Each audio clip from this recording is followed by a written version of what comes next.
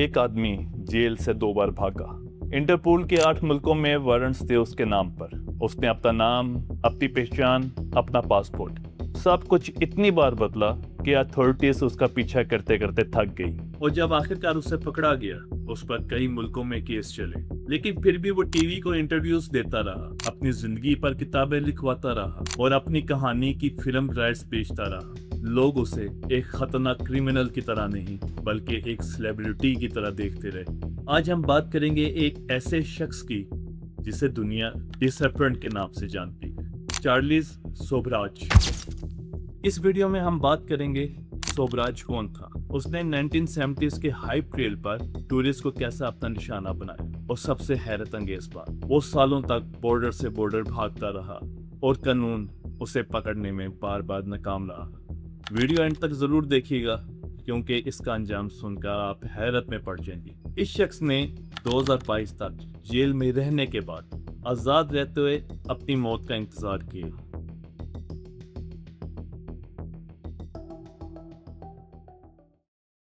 Charles Sobhraj 1944 में Vietnam के शहर सैगोन में पैदा हुआ। उसके वालिद इंडियन बिजनेसमैन थे और उसकी मां वियतनाम से ताल्लुक रखती थी।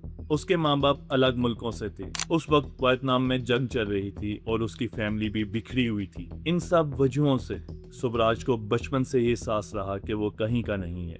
जवानी में वो फ्रांस चला गया, जहां उसने छोटी मोटी चोरी से और क्राइम से अपनी जिंदगी शुरू की। लेकिन सोबराज में एक खास चीज थी, वो बहुत चार्मिंग था, बहुत कन्विंसिंग था। लोग उसे पहली मुलाकात में ही पसंद करने लगे। 1970s में वो एशिया के मशहूर हाइप ट्रेल पर पहुंचा, एक ओवरलैंड रूट जो यूरोप से साउथ एशिया तक जाता था, जहां हजारों बैकपैकर सफर करते थे। सोबराज खुद को कभी जेम्सटोन ट्रेडर, कभी टूर गाइड, कभी डॉक्टर जाहिर करता। वो टूरिस्ट से दोस्ती करता, उन्हें खाना खिलाता, शराब पिलाता और उनका भरोसा जीतता। लेकिन उनके खाने और पीने में हमेशा कुछ मिला होता, ड्रग्स। वो अपने शिकार को धीरे धीरे जहर देता रहा ताकि वो कमजोर हो जाएं और खुद को बचा ना सके। सोबराज का पहला शिकार था एक अमेरिकन टूरिस्ट, जिसे उसने इंडिया में मारा। लेकिन उसकी असल खूनरेज़ा शुरू हुई थाईलैंड में। वहां उसकी गर्लफ्रेंड मारी एंड्री भी उसके साथ थी और दोनों ने मिलकर टूरिस्ट को कत्ल किया। अक्टूबर 1975 में पर्यटा बीच पर एक लड़की की लाश मिली। उसने सिर्फ एक बिकनी पहनी हुई थी। उसके बाद और लाशें मिलना शुरू हुई, ज्यादातर वेस्टर्न बैकपैकर्स की, अक्सर बिकनी में। इसी वजह से उसे नाम मिला बिकनी किलर। सोबराज का तरीका बिल्कुल सिंपल था। वो अपने शिकार का पासपोर्ट, कैश और चीजें चुरा लेता और उनकी जगह खुद एक नई पहचान बना लेता। सोचिए, वो लिटरली अपने शिकार बनने वालों की जिंदगी चुरा रहा था। उनके नाम पर उनके पासपोर्ट यूज करके खुद बॉर्डर्स क्रॉस करता, और इसी वजह से वो सालों तक पकड़ा ही नहीं गया, क्योंकि वो लिटरली अपने शिकार की पहचान के साथ सफर करता और पुलिस कंफ्यूज हो जाती कि असल क्रिमिनल है कौन। एस्टीमेट के मुताबिक उसने कम से कम 20 टूरिस्ट को कत्ल किया, लेकिन असल नंबर आज तक कंफर्म नहीं हो सका, क्योंकि उसके शिकार दुनिया के अलग अलग कोनों से थे और उनकी मौत की रिपोर्ट कभी प्रॉपर कनेक्ट ही नहीं हो पाई। 1976 में सोबराज से असल गलती हुई। उसने दिल्ली में 60 फ्रेंच स्टूडेंट्स को एक साथ ड्रग करने की कोशिश की ताकि उन्हें लूट सके, लेकिन इस बार प्लान बिगड़ गया। स्टूडेंट्स को फौरन एहसास हो गया कि कुछ गलत है और होटल स्टाफ ने पुलिस को बुलवाया।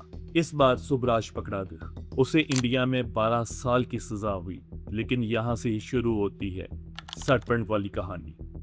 1986 में जेल के अंदर उसने अपने गार्ड्स और कैदियों को ड्रग किया, सबको बेहोश कर दिया और सीधा जेल से भाग गया। सबसे हैरत अंगेज बात ये, एक्सपर्ट कहते हैं कि सोबराज ने ये एस्केप जानबूझकर किया, किसी प्लान के तहत।